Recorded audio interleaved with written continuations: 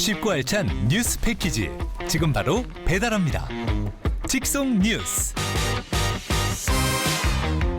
네, 직송 뉴스 오늘도 뉴스라이더 백주연 리포터와 함께하겠습니다. 어서 오세요. 네, 안녕하세요. 네, 반갑습니다. 오늘은 백씨 둘이서 오붓하게 네, 진행을 좋습니다. 해보겠습니다. 자, 오늘 직송 뉴스 바로 한번 시작해 볼까요? 네. 오늘 첫 번째 키워드 최저임금 차등 적용 논란입니다. 네. 시작하기에 앞서서 퀴즈 하나 내겠습니다. 오, 뭐죠? 2024년 올해 네. 최저임금 얼마일까요? 아, 이런 것도 외우고 있어야 되잖아요. 9680, 9,680원. 맞습니다. 외우고 시간당 9,680원, 월 환산액은 206만 원입니다. 여기서 1.4%만 올라도 내년에 처음으로 시간당 만 원대가 되는 건데요. 네. 이 내용을 결정할 최저임금위원회 심의가 지난 5월부터 시작이 됐습니다. 그리고 오늘 오후 2시 7차 전원회의가 열렸는데요. 지금까지도 회의가 이어지고 있습니다. 네, 2시에 시작했으면 거의 4시간이 넘는 마라톤 회의가 이어지고 있는 건데 그만큼 노사 간 입장차가 좀 상당해 보이더라고요. 네, 그렇습니다. 특히 올해 최저임금 심의에서 가장 쟁점이 되고 있는 것이 업종별 차등 지급인데요. 네. 이 오늘 회의에서 사측은 이 문제를 표결로 결정을 하겠다. 이 노동계 측은 표결이 아닌 합의로 결정을 하겠다라는 입장이었습니다. 만약 오늘 표결로 차등 지급이 통과될 경우 이 노동계 측은 위원직 사퇴도 불사하겠다면서 강경 대응을 예고한 상황입니다. 네, 이 최저임금 업종별 차등 지급이 사실 올해만 뜨거운 감자로 떠오른 게 아니라 매년 네. 반복됐던 문제이기도 하고 또 윤석열 대통령 공약이기도 했던 문제인데요. 자, 근데 이 차등 지급 대체 어떤 문제길래 이렇게 논란인 건지 쟁점을 한번 짚어주실까요? 네, 차등 지급이란 말 그대로 이제 최저임금을 업종별로 다르게 이제 적용한다는 건데요. 지난 1988년 최저임금제가 도입되던 첫 해 딱 한 번 이제 적용이 됐고요. 그 이후에 지난 36년간 차등 지급이 된 적은 없습니다.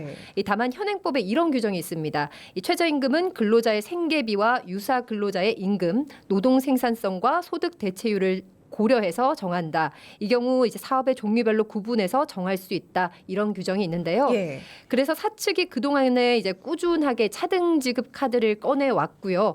지난해에는 표결에 이제 밀려서 부결이 됐습니다.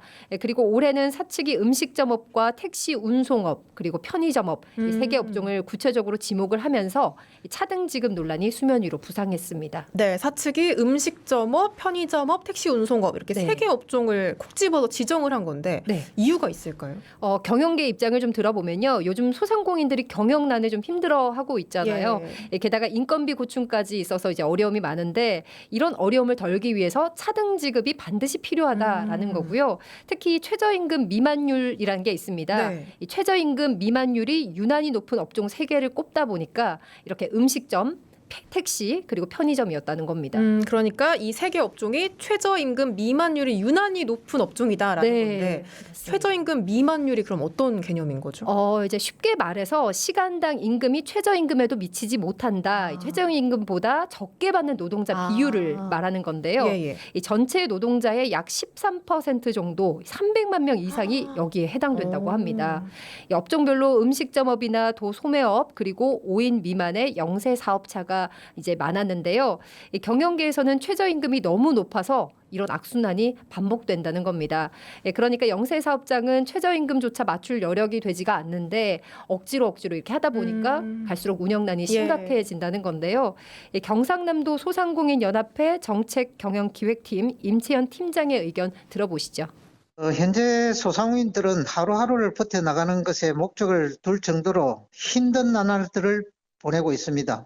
소규모 사업체에서는 임금에 대한 비용 부담이 커져 고용을 축소시키는 부작용이 생긴다고 생각합니다. 최근 5년간 가족 경영 및 나홀로 경영을 택하는 소상공인이 많이 생겼으며 심지어 무인 점포가 늘고 있다는 점입니다. 그리고 최저임금 인상은 물가 상승을 유발할 수도 있습니다. 기업들은 높아진 인건비를 감당하기 위해 상품과 서비스의 높은 가격을 책정할 것이고, 즉 물가 상승으로 이어지는 악순환이 될 것입니다. 노동계는 최저임금 1만 원이 당연한 것처럼 주장하지만 우리 최저임금 이미 상당한 수준이면 자영업자와 영세 사업자를 위해서는 최저임금 차등제 적용이 바람직하다고 봅니다.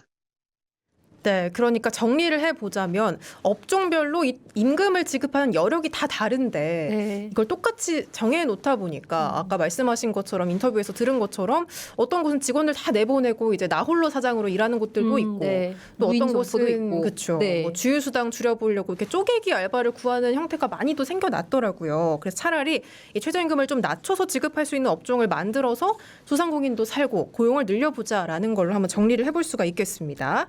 자, 그럼 이제 반대 입장을 네. 또 한번 들어봐야겠죠. 노동계는 절대 반대한다 이런 입장인 거잖아요. 지금. 그렇습니다. 이제 노동계에서는 물가 인상분을 고려했을 때 노동자들의 생계를 위해서라도 최저임금은 반드시 필요하다는 입장이고요. 영세 자영업자들이 이 최저임금을 주지 못할 정도로 경영난이 심각한 원인이 꼭 인건비 때문인가 좀 따져봐야 된다는 겁니다. 네. 이런 이견도 제시했는데요. 공공연대 노동조합 경남본부 류승태 본부장의 얘기도 들어보시죠. 치솟는 물가에 따라서 노동자들이 생계를 위해서 임금 인상을 해달라는 것은 당연한 요구라 생각하고요. 우리나라 노동자가 한 2천만 명 정도가 되는데 그중에 노동조합에 가입한 이율이 보면 10%가 조금 넘어요. 1천만 명 정도가 비정규직을 하는데 이러한 최저임금마저도 인상하지 못한다거나 아니면 차등 적용한다면 사회 불평등은 더욱더 힘들어질 거다라는 말씀을 드리고 싶고요. 편의점이나 택시나 최저임금 이상으로 주면은 생계가 어렵다. 자영업자들이 이런 표현인데요. 실제로 자영업자들이 가장 생계가 어려운 거는 사실은 임대료거든요. 최저임금마저도 적용받지 못한다면은 인력난이나 이런 것들은 또 훨씬 더 심화되겠죠. 그러니까 지금의 이 경영난은 꼭 인건비 문제만은 아니고 임대료가 더 크지 않냐라는 이야기도 해주셨고 네. 오히려 차등 지급을 하면 인력난이 더 심해질 거다라는 입장인 거죠. 그렇습니다. 이 노동계에서는 무조건 이제 최저임금만 탓할 게 아니라는 거죠. 이 높은 임대료도 있을 것이고 뭐 카드 수수료에다가 또 업체들 간의 출혈 경쟁도 예. 있고 이 모든 원인을 다각도로 좀 검토를 해봐야 된다라고 말하고 있습니다. 실제 차등 지급으로 특정 업종에만 임금이 이제 낮게 설정이 되면요. 노동자들이 기피할 수 있다라는 거고요. 이게 결국 사양 산업이 될 수 있다는 얘기입니다. 이 차등 지급 적용 논란과 관련해서 실제 해당 업종에 일하는 분을 좀 예. 이야기를 나누어 봤는데요. 창원시 의창구 한 음식점 종업원의 얘기도 들어보시죠. 최저임금이 내년에는 오르면 얼마가 오른다 이런 얘기만 있지 차등 지급된다라는 거는 아예 처음 듣는 것 같아요. 똑같이 일하는 노동자인데 누구는 좀 많이 받고 누구는 조금 받고 이렇게 되면 최저임금을 높게 쳐주는 곳으로만 다 몰릴 거고 낮게 주고 힘든 곳은 이제 다 기피하고 그럴 네. 것 같은데요. 오르면 오를수록 일단 업주 쪽에서는 조금 힘들어하는 부분도 있을 것 같기는 한데 근데 또 나중에 따지고 보면 이제 적절한 금액이 측정이 돼야 또 노동자가 일하러 오고 하니까 네, 사실 말씀하신 것처럼 저임금 업종으로 아예 낙인이 찍혀버리면 오히려 그 부분은 좀 고용난이 있을 수도 있고 네. 사람 구하기 더 힘들어질 거다 이런 부작용들을 또 이야기를 해주셨습니다. 자, 이렇게 노사 양측의 입장차가 상당히 큰 사안인데 올해도 그 최저임금위원회 법정 기한이 좀 넘긴 상황 아닙니까? 네, 당초 법정 심의 기간은 지난달 27일까지였는데요. 네. 사실 이 기간은 큰 의미가 없다는 게 중론입니다. 앞서도 말씀을 드렸습니다만 지난 1988년에 최저임금제가 처음 시행이 됐는데 이후 총 37차례 심의가 있었어요. 네. 이 가운데 법정 심의 기한을 제대로 지킨 사례가 단 9번. 그리고 노사 합의가 도출된 건 7번 뿐이었습니다. 오, 그러니까 37년간 이 심의가 있었지만 노사가 합의해서 도출된 게 7번밖에 안 된다는 거잖아요. 네, 그렇죠. 네. 물론 뭐 이 최저임금위원회가 이해 관계자인 노사가 함께하는 거기 때문에 민감한 사안인 건 어쩔 수가 없지만 자, 그럼 이쯤에서 이 최저임금위원회 자체가 가진 어떤 한계나 문제점은 없는지도 한번 짚어보면 좋을 것 같습니다. 자, 현행 최저임금위원회 지금 어떻게 구성이 돼 있을까요? 네, 최저임금위원회는 근로기준법을 근거로 노동자위원, 사용자위원, 공익위원 각각 대표자 9명씩 채워져서 총 27명으로 구성이 되는데요. 위원들 임기는 3년입니다. 네. 무엇보다 사용자 대표와 노동자 대표 사이에 매번 입장차가 또 클 수밖에 없는데요. 그럴 때마다 또 중간에서 공익위원이 중재 역할을 한다고 보시면 되고요. 특히 마지막 표결로 갔을 때는 공익위원회 9표가 결정적인 변수가 되는 겁니다. 그럼 공익위원회 역할이 상당히 막중하다. 중요하다고 볼 수가 있는데 그럼 공익위원은 어떤 사람들이 맡는 거예요? 공익위원들은 이제 고용노동부 장관이 이제 추천을 합니다. 네. 이 최저임금 제도에 대한 전문적인 이제 학식이나 그런 걸 갖춘 이제 학계나 또 연구소 종사자들 가운데서 지명이 이루어지고요. 결격 사유가 없는 한 대통령이 위촉하고 임명하는 방식입니다.